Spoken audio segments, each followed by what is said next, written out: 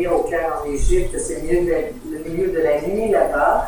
Il y a eu une accalmie dans la violence aujourd'hui et depuis le début de la semaine, les affrontements entre partisans opposants du président Morsi avaient fait plusieurs morts. Il faut dire que le président Morsi s'est adressé à la nation ce soir.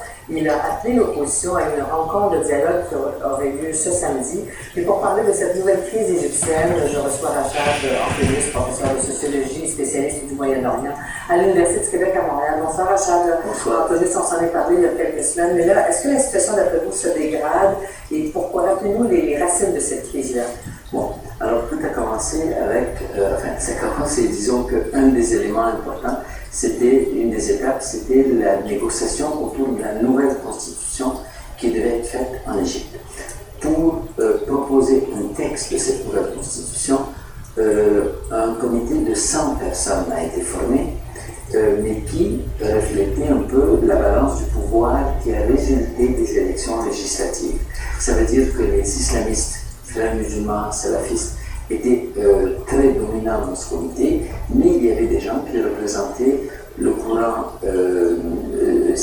laïque et le courant nationaliste et par exemple la minorité copte, les femmes et ainsi de suite.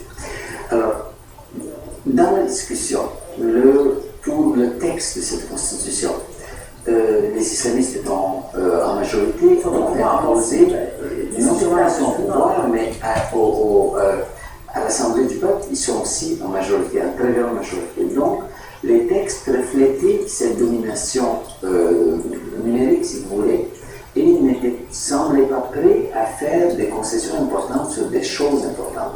Ce qui est arrivé, c'est que les gens qui représentaient les courants minoritaires, qu'ils soient les coptes, minorités religieuses, ou les minorités politiques, donc les courants laïcs, qui sont minorités dans ce comité, mais qui ne sont pas une minorité au niveau de la population. Et dans la rue. Et dans la rue. Et donc, eux, ils se sont retirés. Et donc, la constitution proposée reflète un peu cette dominance des islamistes. Et c'est en contestation à cette constitution proposée qu'il y a des manifestations. À savoir l'application, l'interprétation de la charia, parce que ça tourne autour de la part de l'islamisme, si on veut, dans la gouvernance du pays et dans la constitution. Parce que le constitution, c'est la loi suprême.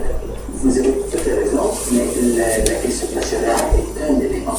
C'est-à-dire, d'une part, la charia était présente dans les constitutions précédentes.